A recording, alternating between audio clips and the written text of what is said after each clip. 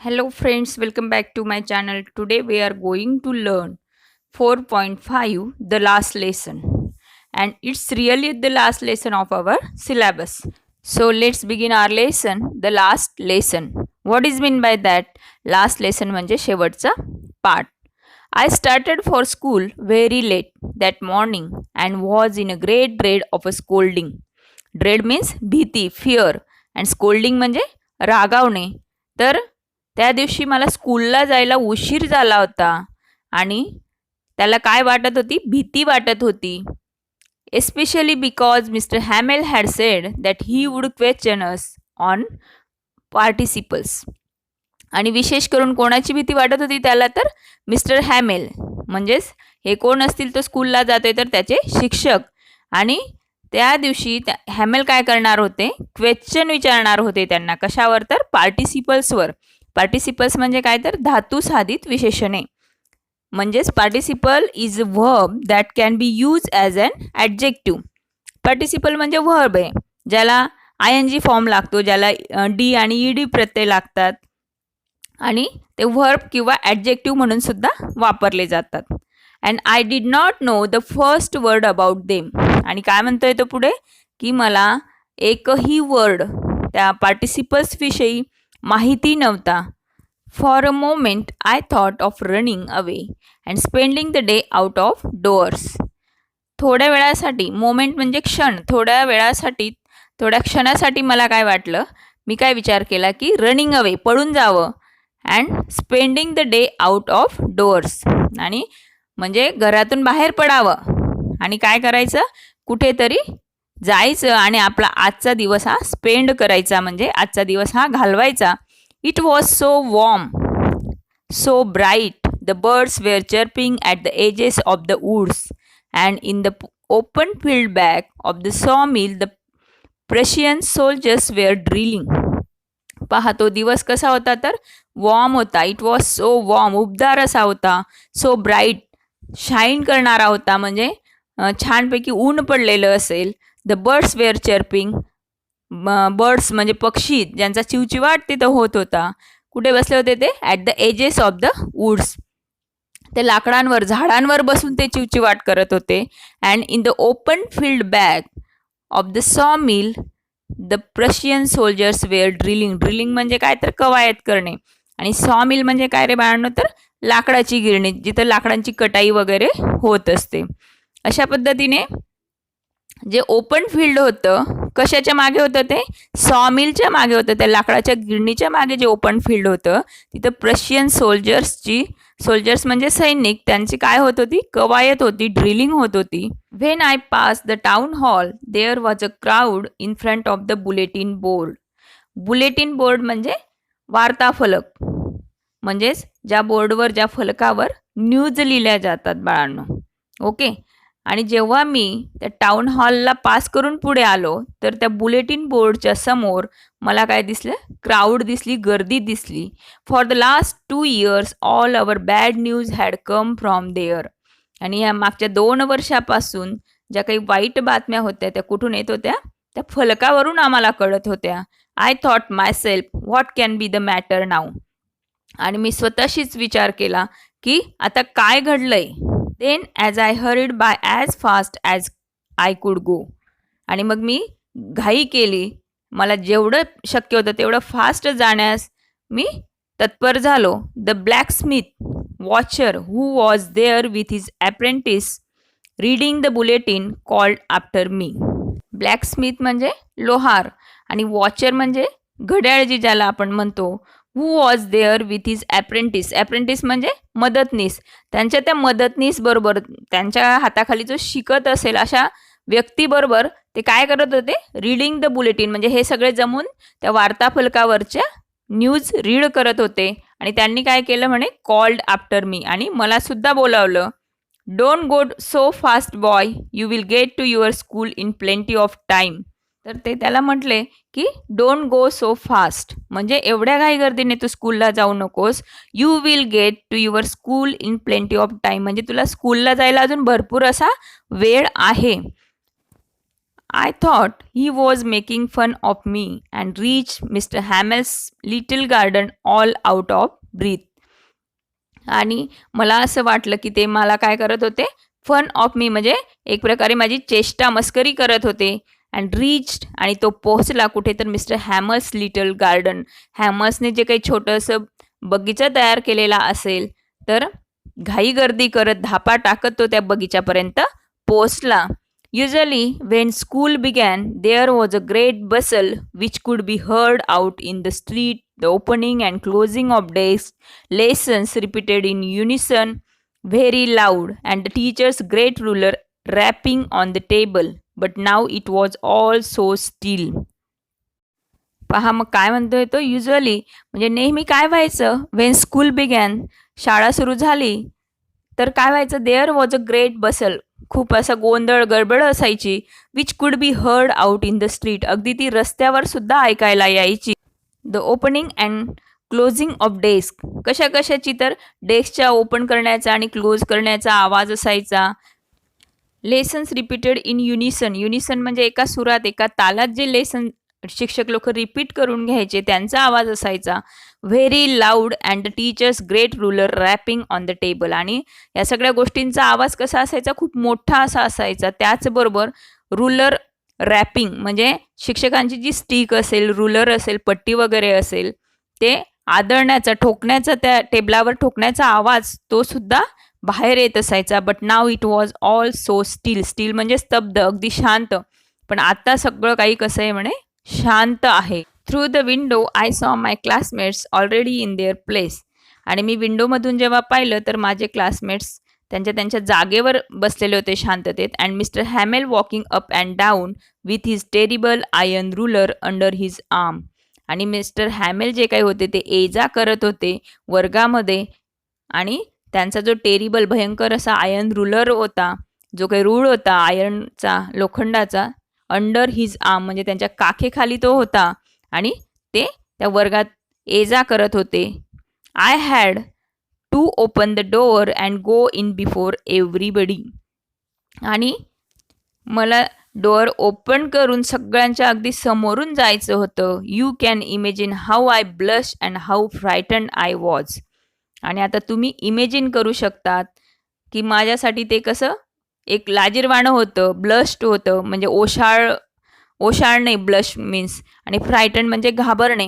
म्हणजे मी त्या सगळ्यांच्या समोरून असं ओशाळवाणं का वाटत होतं, भीती का वाटत होती त्याला. Why he was frightening, because he was late, कारण तो शाळेत जायला, स्कूलला जायला लेट झालेला होता, आणि आता त्याला वर्ग पूर्ण भरला होता. त्याचे क्लासमेट्स होते, जे काही मित्र होते ते वर्गात शांतपणे बसलेले होते, आणि मिस्टर हॅमेल त्या वर्गामध्ये ये जा करत होते, आणि त्याला लेट झाल्यामुळे ओशाळवाणं वाटत होतं आणि भीतीसुद्धा वाटत होती.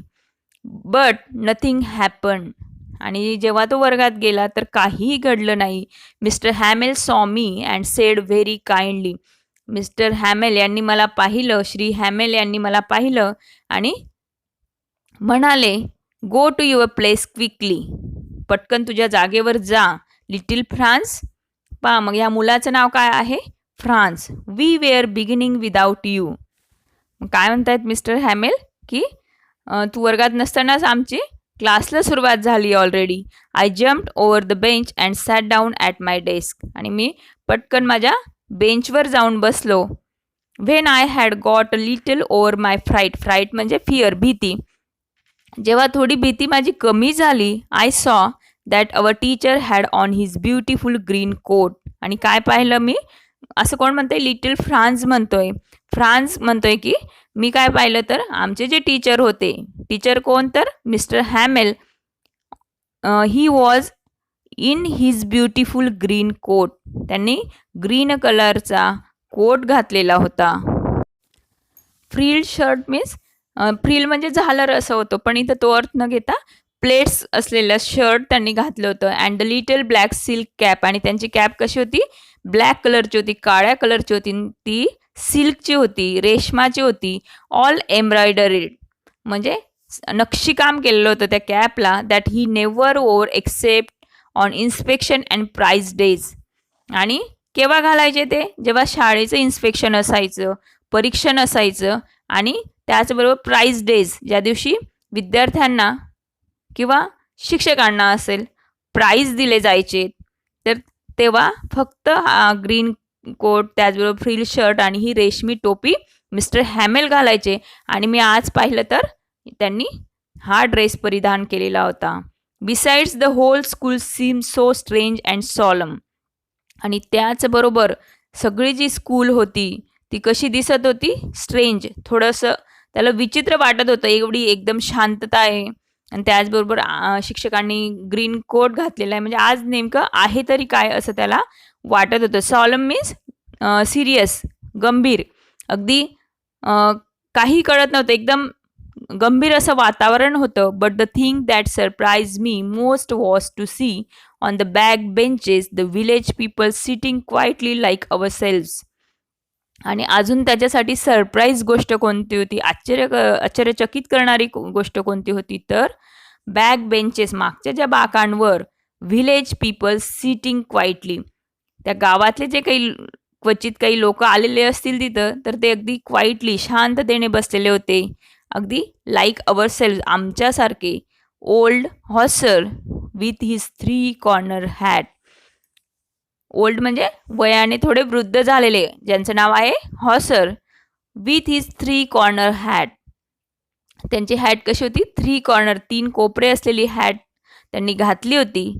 त्याचबरोबर the former mayor, mayor means महापौर, तर फॉर्मर म्हणजे माजी ज्याला आपण म्हणतो, तर ते महापौर आलेले होते. त्याचबरोबर द फॉर्मर पोस्टमास्टर, आणि म्हणजे रिटायर्ड झालेले ते ॲक्च्युली, माजी म्हणजे रिटायर्ड झालेले ते ॲक्च्युली फॉर्मर पोस्टमास्टर, आणि पोस्टमास्टरसुद्धा होते. अँड सेव्हरल अदर्स बिसाइड्स, आणि अजून कित्येक जण होते. एव्हरीबडी लुक सॅड, आणि सगळेजण कसे दिसत होते? तर सॅड दिसत होते. While I was wondering about it all, mister Hamel mounted his chair and in the same grave and gentle tone which he had use to me said. पहा, मग मला हे सगळं मी आश्चर्याने पाहतच होतो. त्याचबरोबर काय झालं? Mister Hamel mountain his chair. Mountain म्हणजे ते खुर्चीवर बसले. मिस्टर हॅमेल खुर्चीवर बसले त्याच वेळेस. अँड इन द सेम ग्रेव, ग्रेव म्हणजे सिरियस अशा आवाजामध्ये, गंभीर अशा आवाजामध्ये. अँड जंटल टोन, त्याचबरोबर टोन कसा होता त्यांचा? जंटल होता, अगदी स्मूथ होता, मवाळ होता. एरवी ते कसे रागवायचे, मुलांनी जर अभ्यास केला नाही तर त्यांना रागवायचे, त्यांचं थोडी भीती असायची मुलांना, आपण सुरुवातीला पाहिलं. Which he had use to me said, अगदी मवाळ आवाजामध्ये त्यांनी मला सांगितलं. My children, this is the last lesson I shall give you. पहा माझ्या मुलांनो, हा जो काही आहे तो लास्ट लेसन मी आज तुम्हाला देणार आहे. The order has come from Berlin to teach only German in the schools of Alsace and Lorraine. The new master comes tomorrow. पहा त्यांनी काय सांगितलं मुलांना, की बर्लिनहून ही ऑर्डर आलेली आहे की जर्मन, फक्त जर्मन लँग्वेजेस कोणत्या स्कूल्समध्ये शिकवली जाईल? अल्सेस अँड लॉरेन ज्या काही स्कूल्स असतील, इथल्या ज्या काही स्कूल असतील, त्यांच्यामध्ये फक्त आणि फक्त जर्मन लँग्वेज शिकवली जाईल. The new master comes tomorrow. आणि हे जर्मन लँग्वेज शिकवणारे जे काही मास्टर आहेत, शिक्षक आहेत, ते उद्या येणार आहेत. This is your last French lesson. आणि काय म्हणतायत ते, की हा जो लेसन आहे तो तुमचा फ्रेंच भाषेतला लास्ट लेसन असणार आहे. I want you to be very attentive. आणि म्हणून मला असं वाटतं की तुम्ही अटेंटिव्ह म्हणजे एक लक्ष तुमचं पुरवलं पाहिजे, लक्षपूर्वक तुम्ही हा लेसन शिकायला पाहिजे. What a thunderclap these words were to me. पहा मग एक प्रकारे थंडर म्हणजेच विजेंचा जो गडगडाट वगैरे होतो, तशा पद्धतीने मला हे जे काही वर्ड्स होते माझ्या शिक्षकांनी बोललेले, की हा फ्रेंच भाषेतला लास्ट लेसन आहे तुमचा, तर एक प्रकारे तो कसा होता, माझ्यासाठी भयंकर असा होता. असे ते वर्ड्स होते. Oh oh oh that was what they had put up at the town hall. आणि आत्ता त्याच्या लक्षात आलं फ्रान्सच्या की हो, त्या टाउन हॉलच्या ज्या वार्ताफलकावर हेच लिहिलं गेलं असेल. My last French lesson, French भाषेतला माझा शेवटचा लेसन. पहा मग काय म्हणतोय, I hardly knew how to write. आणि अगदी मी कसं तरी ते लिहायला शिकलो होतो, फ्रेंच लँग्वेज मी लिहायला शिकलो होतो. And I should never learn any more. आणि मला आता ती लँग्वेजच शिकायची नाही आहे. I must stop there. आणि आता मला इथं थांबायचंच आहे, थांबावंच लागेल. Then oh how sorry I was for not learning my lessons. आणि त्याला त्या गोष्टीचा आता पश्चाताप होतोय की मी फ्रेंच लँग्वेज व्यवस्थित शिकून घेतली नाही. For seeking birds eggs or going sliding on the Saar, my books that had seemed such a nuisance a while ago.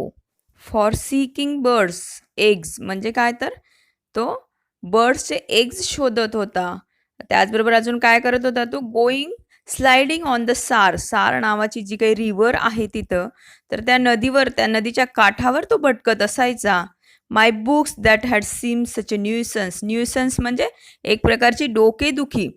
तर त्याचे जे काही बुक्स होते ते त्याच्यासाठी डोकेदुखी होते. अ व्हाईल ॲगो, अगदी थोड्या वेळापूर्वी. सो हेवी टू कॅरी, आणि ती आणायला आणि न्यायला सुद्धा त्याला जड वाटायची. My grammar and my history of the saints were old friends now that I couldn't give up. आणि पहा मग तो काय म्हणतोय, माझी जी काही ग्रामरची पुस्तकं होती, त्याचबरोबर हिस्ट्री ऑफ द सेंट्स, संतांचा इतिहास जो तो काही शिकत होता. वेअर ओल्ड फ्रेंड्स, ते आता माझ्यासाठी काय होते तर ओल्ड फ्रेंड्स होते, जुने मित्र होते. Now that I couldn't give up, आता मी काय करू शकत नाही म्हणे, सोडून देऊ शकत नाही. And mister Hamel too the idea that he was going away that I should never see him again made me forget all about his ruler and how cranky he was. आणि अजून काय म्हणतोय तो, तर मिस्टर हॅमेल टू म्हणजे mister हॅमेलसुद्धा, the idea that he was going away, आता त्यांना ही आयडिया आहे, ही कल्पना आहे की आता मिस्टर हॅमेलसुद्धा लांब चाललेत आमच्यापासून. That I should never see him again, आणि आता मी त्यांना परत कधीच पाहणार नाही. Made me forget all about his ruler and how cranky he was. Cranky म्हणजे काय, अगदी थोडे विचित्र स्वभावाचे ते होते. आणि त्यांची जी काही रूलर होती त्यांच्याविषयी मला काय पडणार आहे म्हणे. And mister Hamel too the idea that he was going away. पहा मग जेव्हा आम्हाला कळलं की मिस्टर हॅमेलसुद्धा आमच्यापासून लांब जाणार आहेत, that I should never see him again, आणि मी त्यांना कधीच परत पाहणार नाही. मेड मी फॉरगेट, तर काय फॉरगेट करायला भाग पाडलं, काय विसरायला भाग पाडलं, तर त्यांचा क्रँकी म्हणजे काय तर तरेवाईकपणा, त्यांचं विचित्र अशी वागणूक, म्हणजे ते डिसिप्लिन नेचरचे असतील तर ती वागणूक, आणि त्याचबरोबर त्यांची ruler. Forget all about his ruler and how cranky he was, म्हणजे त्यांच्या रूलरविषयी, त्याचबरोबर क्रँकी म्हणजे तरेवाईकपणाविषयी मला विसर पडला होता. पुअर मॅन, आपण म्हणतो ना की बिचारे sir. It was in honour of this last lesson that he had put on his fine Sunday clothes. आणि या लास्ट लेसन घेण्यासाठी फ्रेंच भाषेतला त्यांनी संडे क्लोथ्स परिधान केले होते. And now I understood why the old men of the village were sitting there in the back of the room. आणि आत्ता मला कळलं, आत्ता मला समजलं की हे जे विलेज म्हणजे त्या गावातले, त्या खेड्यातले जे काही ओल्ड मेन होते, म्हातारे किंवा वृद्ध लोक होते, ते त्या लास्ट बेंचवर बसले त्या रूमच्या. It was because they were sorry too that they had not gone to school more. आणि अजून त्यांना काय तर सॉरी फील होत होतं, वाईट वाटत होतं की ते याआधी कधी स्कूलमध्ये गेले नव्हते. It was their way of thanking, आणि हा त्यांचा काय थँक्स गिविंग म्हणजेच आभार मानण्याचा एक मार्ग होता. Our master for his 40 years of faithful, आमच्या शिक्षकांचे ते आभार मानण्यासाठी शाळेत आले होते. आणि कोणते शिक्षक तर ज्यांनी 40 years of faithful service and of showing their respect for the country that was theirs no more. आणि जे आमचे शिक्षक ज्यांनी 40 वर्ष अगदी फेथफुल प्रामाणिकपणे सर्व्हिस केली, सेवा केली, टीचिंगचं काम केलं, शिक्षण देण्याचं काम केलं, तर या अशा प्रामाणिक माणसासाठी रिस्पेक्ट, एक ऑनर म्हणून, एक सन्मान म्हणून ते तिथं आले होते. त्याचबरोबर showing their respect for the country, आणि या कंट्रीसाठी, या देशासाठी सुद्धा रिस्पेक्ट म्हणून ते तिथे उपस्थित होते. That was theirs no more. आणि आता जी कंट्री त्यांची राहिली नव्हती. While I was thinking of all this, आणि या सगळ्या गोष्टींचा मी जेव्हा विचार करत होतो, I heard my name called, आणि तेव्हाच मी माझं नाव पुकारलेलं ऐकलं. It was my turn to recite, आणि आता रिसाईट म्हणजे पाठांतर, आणि हा माझा टर्न होता पाठांतर देण्याचा. I had not learn my participles and so I could not say a single word, आणि मी पार्टिसिपल्सची काहीच एकही अक्षर पाठांतर केलेलं नव्हतं, आणि म्हणून मी एक सिंगल वर्ड, एक शब्दसुद्धा सांगू शकत नव्हतो. I heard mister Hamel said to me, आणि मी मिस्टर हॅमेल हे काय म्हणाले ते ऐकलं. I don't scold you little Franz, you must feel bad enough. पहा मग, स्कोल्ड म्हणजे शिक्षा करणे, तर मिस्टर हॅमेल म्हणतायत की मी तुला आता काही शिक्षा करणार नाही, तू काही घाबरू नकोस, you must feel bad enough. पण तुला आता ह्या गोष्टींचं, म्हणजे तू फ्रेंच शिकला नाही, ह्या गोष्टीचं वाईट वाटतच असेल. See how it is, every day we have said to ourselves, bah I am plenty of time, I will learn it tomorrow. आपण दररोज स्वतःला म्हणत असतो, ही गोष्ट मी उद्या करेन, उद्या करेन, आणि माझ्याजवळ भरपूर असा वेळ आहे. प्लेंटी म्हणजे भरपूर असा, प्लेंटी ऑफ टाईम, भरपूर असा वेळ आहे, आणि मला जी करायची ती गोष्ट मी उद्या करेन, असं म्हणत म्हणत आपण दररोज एक एक दिवस पुढे ढकलत असतो. And I will learn it tomorrow, आणि असं म्हणत असतो की मी उद्या शिकेन. And now you see where we have come out, आणि आता पहा, उद्या उद्या करत आपण कुठे येऊन पोचलो आहोत. That's the great troubles with Alsace. Trouble म्हणजे समस्या, अडचण, आणि ॲल्सेस या विलेजची, या खेड्याची हीच मोठी समस्या आहे. शी पुट ऑफ लर्निंग टुमारो. आणि आता पहा, जे तुम्ही उद्या उद्या म्हणून शिकणार होते ते आता अगदी ते शिकण्याच्या पलीकडे गेलं आहे. म्हणजे आता तुम्हाला ते सुद्धा शिकायला मिळणार नाही. म्हणजे तुमची जी फ्रेंच लँग्वेज आहे तर ती सुद्धा तुम्हाला आता शिकायला मिळणार नाही आहे. Now those fellows out there will have the right to say to you. आता दोज फेलोज म्हणजे इथं कोण, तर ते प्रशियन सोल्जर्स जे आहेत त्यांच्याविषयी ते म्हणत आहेत की जे आउटसाईड त्यांचं मार्चिंग चालू आहे, त्यांचं ड्रिलिंग चालू आहे, तर म्हणजे ज्यांची कवायत चालू आहे ते सुद्धा आता म्हणतील तुम्हाला, how is it you pretend to be Frenchman. Pretend म्हणजे ढोंग करणे, तुम्ही काय फ्रेंच असल्याचं भासवताय, कारण you can neither speak nor write your own language. कारण तुमची जी लँग्वेज आहे फ्रेंच, ही जी काही भाषा आहे ती तुम्हाला बोलताही येत नाही किंवा लिहिताही येत नाही. But you are not the worst, poor little France. We have all a great deal to reproach ourselves with.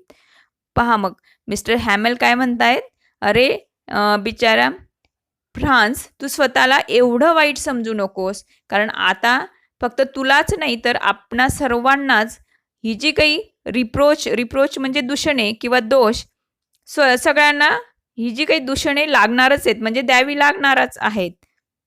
म्हणजे आता आपण ह्या सगळ्या गोष्टीसाठी जे काही आपण शिकलो नाहीत किंवा आपण काही गोष्टी केल्या नाहीत, तर त्याच्यासाठी कोण दोषी असणार आहे, तर आपण स्वतःच दोषी आहोत त्याच्यासाठी. Your parents were not anxious enough to have you learn.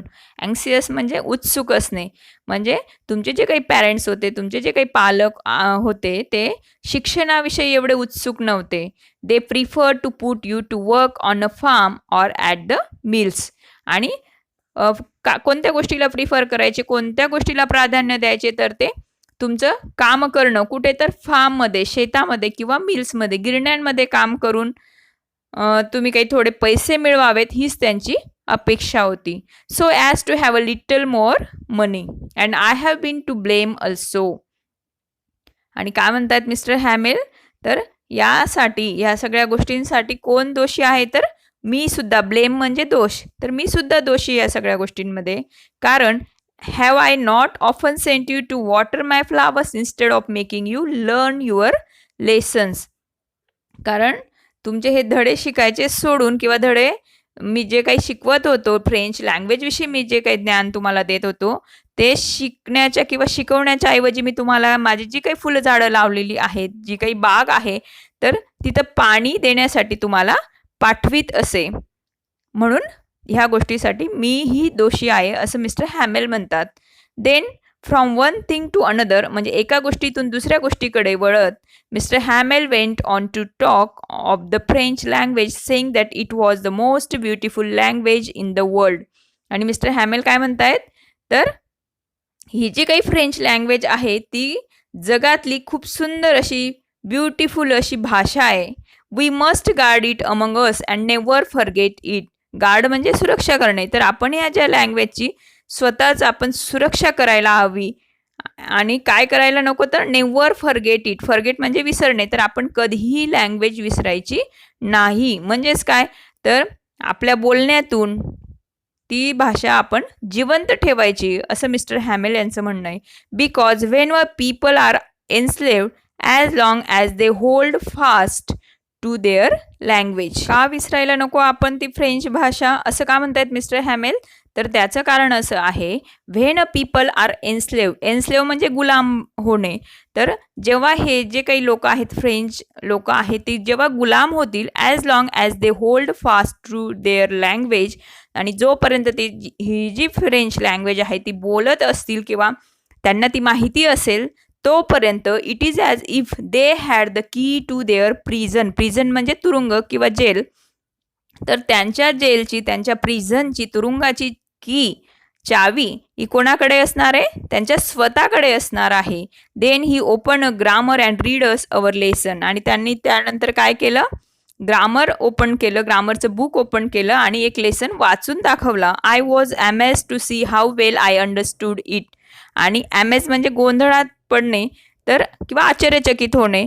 तर तो फ्रान्स जो आहे तो सुद्धा आश्चर्यचकित झाला की त्याला तो लेसन जो ग्रामरचा शिकवला गेला आहे आता किंवा आता सर शिकवतायत तो काय अंडरस्टूड झाला, व्यवस्थितपणे समजला.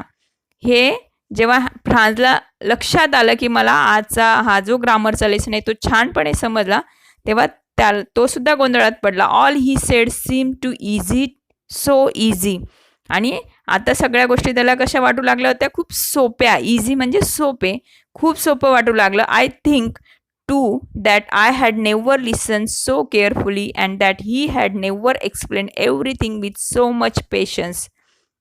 आणि पहा मग फ्रान्स काय म्हणतोय की यापूर्वी आय थिंक मला असं वाटतं की I had never listen so carefully. जेव्हा टीचर शिकवायचे, जेव्हा मिस्टर हॅमेल शिकवायचे तेव्हा मी व्यवस्थितपणे काळजीपूर्वकपणे मी त्यांचं म्हणणं त्यांचं शिकवणं ऐकलं नाही. And that he had never explain everything. आणि त्यांच्याविषयी म्हणतोय तो की मिस्टर हॅमेल यांनी सुद्धा अगदी पेशन्सने अगदी धीरोदात्तपणे धैर्याने ह्या गोष्टी एवढ्या छानपणे एक्सप्लेन केल्या नव्हत्या.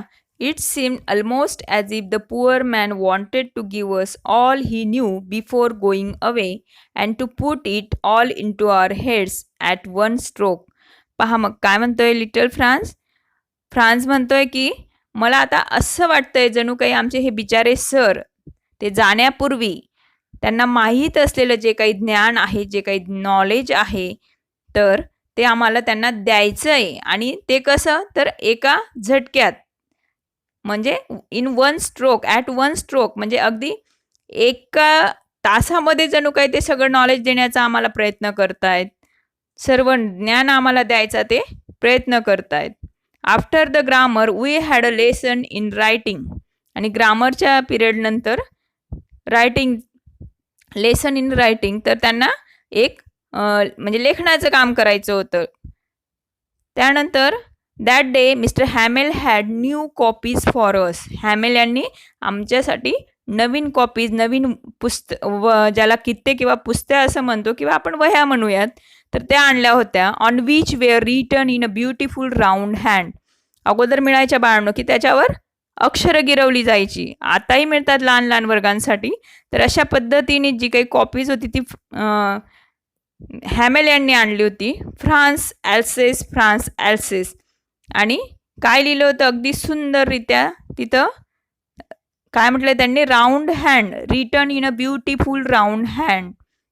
अगदी सुबक पद्धतीने काय लिहिलं होतं, France Alsace they look like little flags fluttering everywhere in the school room. तर कसं भासत होतं ते, तर फ्लॅग्स जे असतात, ज्याला आपण झेंडे म्हणतो, ते फ्लटर करत होते, उडत होते वाऱ्यावर अगदी everywhere in the school room. हा जो काही त्यांचा स्कूल रूम होता, तर त्या रूममध्ये त्यांच्या डेस्कवर hung from the rod at the top of our desk.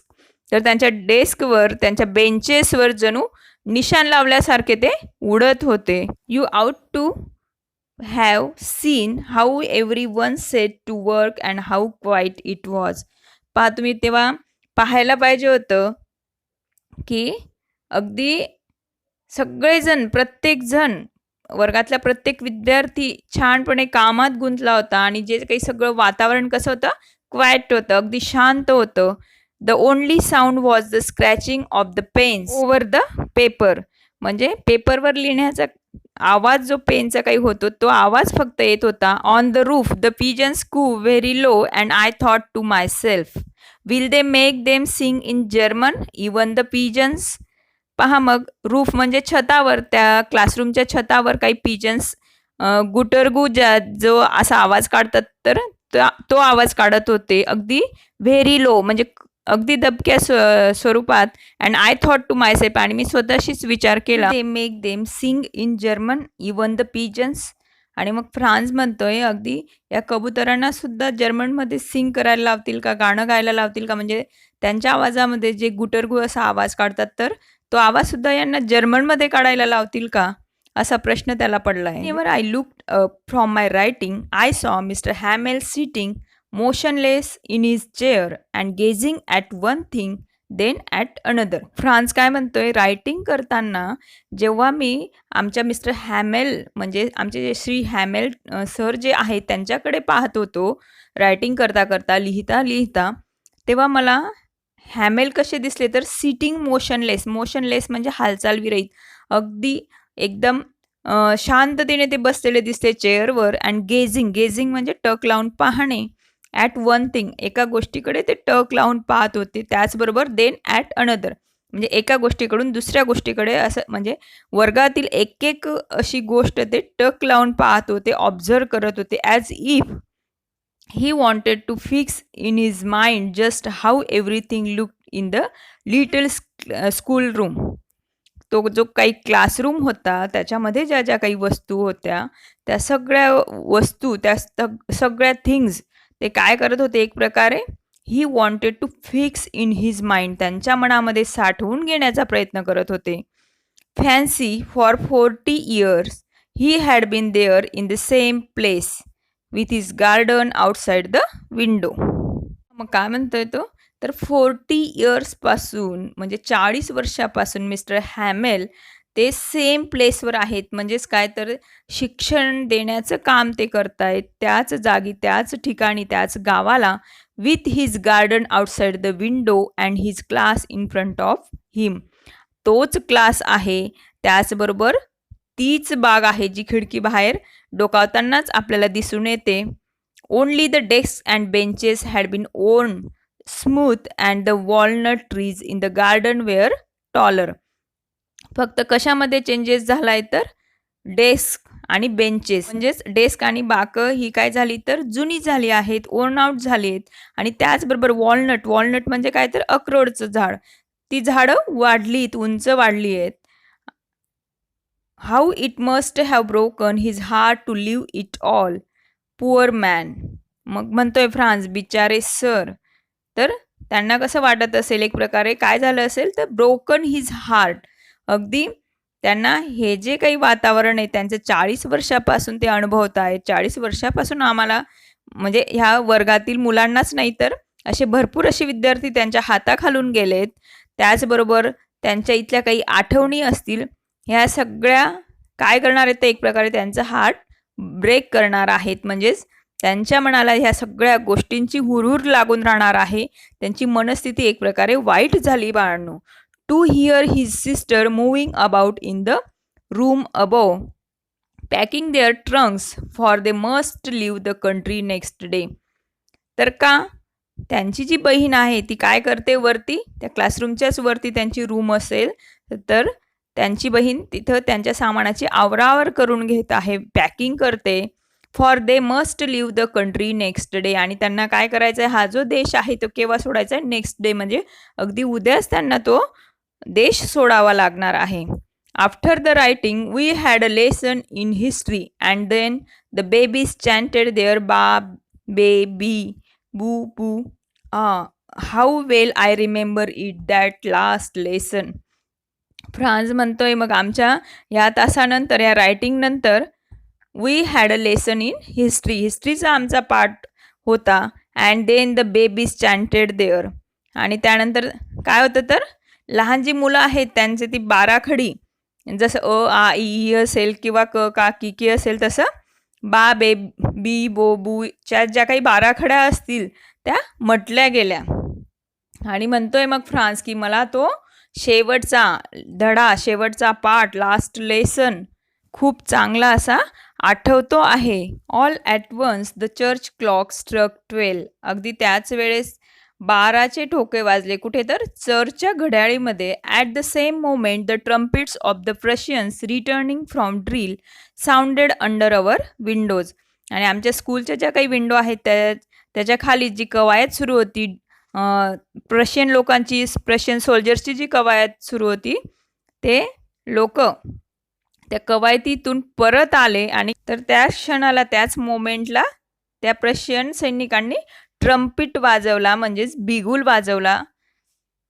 Mister Hamel stood up very pale in his chair. आणि मिस्टर हॅमेल, 12 वाजल्यानंतर मिस्टर हॅमेल हे त्यांच्या खुर्चीतून उठून उभे राहिले. आणि कसे दिसत होते ते, तर व्हेरी पेल, निस्तेज असे, अगदी उदास असे दिसत होते. आय नेवर सॉ हिम लुक सो टॉल. आणि मी कधीही त्यांना यापूर्वी एवढं उंच पाहिलं नव्हतं, असा त्याचा अर्थ नाही बाळनो. तर सो टॉल म्हणजे इतकं महान मी त्यांना यापूर्वी कधी पाहिलं नव्हतं, म्हणजे याआधी मला कधी ते एवढे महान वाटले नव्हते. माय फ्रेंड्स, माझ्या मित्रांनो, सेड ही, म्हणजे मिस्टर हॅमेल म्हणाले, I but something was choking him, he could not go on. पण ते काहीतरी सांगण्याचा प्रयत्न करत होते, पण त्यांना काही बोलवे ना, कारण हा देश ते सोडून जाणार होते, हे विद्यार्थी ते सोडून जाणार होते. Then he turn to the blackboard, took a piece of chalk and bearing on with all his might he wrote as large as he could. मग त्यांनी ते ब्लॅकबोर्डकडे वळले, एक चॉकचा तुकडा घेतला, and bearing on with all his might, might म्हणजे power, म्हणजे एक सगळी शक्ती त्यांच्यामध्ये जी असेल, जी काही पॉवर असेल ती एकवटून, ही wrote as large as he कुड. त्यांनी बोर्डवर काहीतरी लिहिलं आणि जेवढं मोठं लिहिता येईल तेवढं मोठ्या अक्षरामध्ये त्यांनी लिहिलं, वायुला फ्रान्स, ज्याचा अर्थ होतो बाळनो, फ्रान्स चिरायू हो. Then he stop and lean his head against the wall and without a word he made a gesture to us with his hand, school is dismissed, you may go. पहा, मग ते थांबले थोडे. ही स्टॉप अँड लीन म्हणजे झुकणे, म्हणजे त्यांनी काय केलं, तर भिंतीला डोकं टेकवलं आणि एकही शब्द न बोलता, without a word, he made a gesture म्हणजे हावभाव केला, म्हणजे इशारा केला. गेस्चर म्हणजे टू अस, आम्हाला त्यांनी इशारा केला. विथ हिज हँड, त्यांच्या हातांनी. स्कूल इज डिसमिस म्हणजे काय झालंय, तर शाळा आता संपली आहे. यू मे गो, तुम्ही जाऊ शकता. अशा पद्धतीने मिस्टर हॅमेल यांचा हा त्या देशातला, त्या विद्यार्थ्यांसाठी असलेला आणि तोही फ्रेंच लँग्वेजमधला लास्ट लेसन होता. पद्धतीने मिस्टर हॅमेल जे काही शिक्षक होते, जे 40 वर्षापासून तिथं काम करत होते, त्यांना ही शाळा, हा देश सोडून जाताना, त्याचबरोबर हे विद्यार्थी, त्याचबरोबर फ्रेंच लँग्वेजविषयी असलेलं त्यांचं प्रेम, ह्या सगळ्या गोष्टींचं खूप सुंदर अशा रीतीने वर्णन या पाठामध्ये केलेलं दिसून येतं बाळांनो.